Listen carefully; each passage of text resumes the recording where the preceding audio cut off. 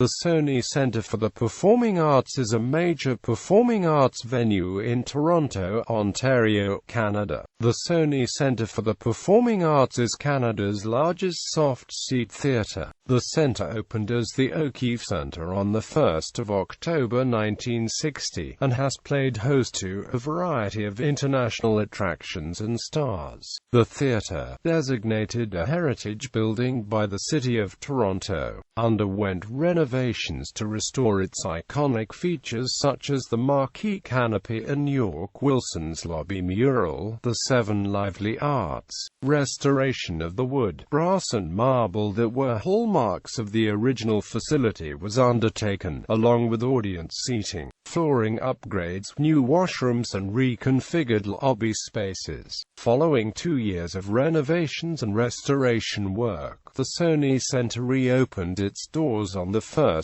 October 2010, 50 years to the date of the first opening night performance. History. The centre was built on land formerly occupied by a series of commercial buildings, including that of Canadian Consolidated Rubber Company, and prior it was the site of the Great Western Railway Terminal. The idea for a performing arts centre that could serve the needs of an increasingly dynamic city predates the building's opening by almost 20 years. In the mid-1940s, Nathan Phillips issued a challenge to Toronto industrialists to underwrite the cost of a multi-purpose centre for theatre, music and dance. Response to Phillips' challenge was not immediate. E.P. Taylor, the racehorse-loving head of the O'Keefe Brewing Company and Argus Corporation, was already one of the city's most generous philanthropists, and in 1954, he offered to build a performing arts centre that would not only serve the needs of local institutions but to increase the diversity of entertainment options available in Toronto. Taylor assigned one of his key executives, Hugh Walker, to oversee building what was to be known as the O'Keefe Centre in its first 36 years. The O'Keefe Centre opened on 1 October 1960 with a red carpet gala.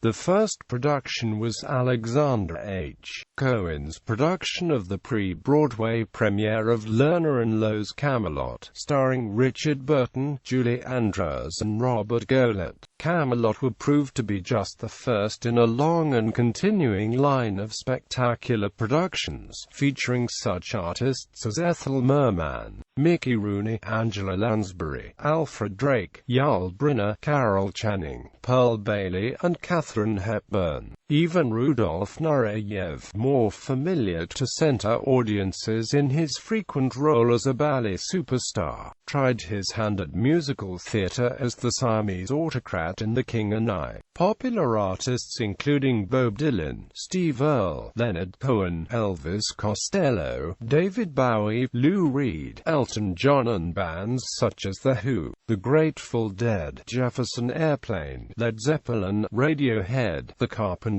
The Clash and Beastie Boys played concerts at the O'Keefe Centre. Other great performing legends have graced the Sony Centre stage in a range of solo shows, revues and jazz spectaculars. Louis Armstrong, Duke Ellington, Marlene Dietrich, Diana Ross, Anne Murray, Tom Jones, Danny Kaye, Judy Garland, Sammy Davis Jr., Bill Cosby, Jack Benny, Liza Minnelli and Liberace. Large-scale ballet and dance is another performing art well-suited to the centre's ample stage. Apart from regular seasons offered by the National Ballet of Canada at the Sony Centre from 1964 to 2006 and frequent visits by the Royal Winnipeg Ballet and Les Grands Ballets Canadiens, the theatre has welcomed a diverse range of international dance companies. One of the earliest, Les Ballets Africains, offered the unusual sight of topless women. Other visitors have included Britain's Royal Ballet, New York City Ballet, Dance Theatre of Harlem, the Dutch National Ballet, the National Ballet of Cuba, Alvin Ailey American Dance Theatre, Ballet Folklorico of of Mexico, and Kiev and the Bolshoi. It was during a 1974 Bolshoi visit that a young Mikhail Baryshnikov, on loan from the Kiev, bolted from the center's stage door, down the esplanade and into a waiting getaway car, aided by later PC Jim Peterson and businessman Tim Stewart. Like the National Ballet, the Canadian Opera Company also made the centre its home stage, from as early as 1961 to 2006.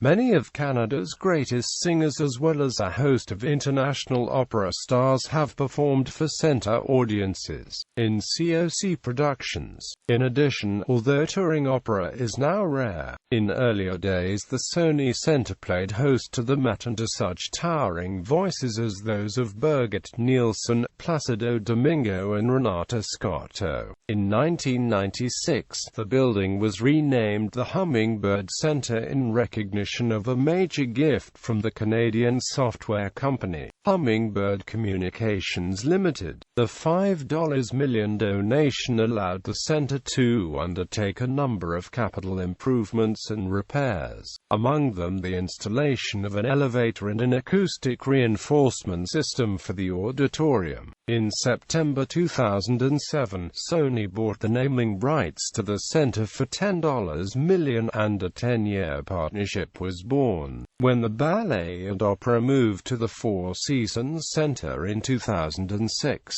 it meant a more open programming schedule which has allowed the centre to place even greater emphasis on being an important community resource, where people from all backgrounds can gather to share their distinct and vibrant cultures. Notable performances that reflect this mandate include The Last Empress with its dramatic, musical portrayal of an important figure in Korean history, the Vysky Ukrainian Dance Company, South Africa's Soweto Gospel Choir, Shaolin Warriors, Ricky Cheng, David Rudder and AMP, Friends and Club Tropicana. In 2006, the Sony Centre received approval from the City of Toronto for the development of a high-rise condominium building beside the centre. Designed by architect Daniel Libeskind, the L Tower is currently under construction on the southwest corner of the property. The Sony Centre closed on the 26th of June 2008 to begin the theatre renovations, which were unveiled on the 1st of October 2010. In June 2012, the Sony Centre hosted the Canadian premiere of the Philip Glass Robert Wilson opera Einstein on the Beach. Architecture. Designed by Peter Dickinson, the Sony Centre is a distinctive building and an example of a mid-20th century modern performing arts venue. It is 4 stories high and is broken up into 3 main forms: the entrance block, auditorium and fly tower. The central form of the building is highly symmetrical with an open floor plan. Structurally, the Sony Centre is not overcomplicated and uses steel trusses and concrete to hold the majority of the building together. In addition to the structure, the Sony Centre auditorium houses a very sophisticated acoustic system, which gives the audience the sense that the sound is surrounding them. When it comes to materiality, the majority of the original materials are still in the building today.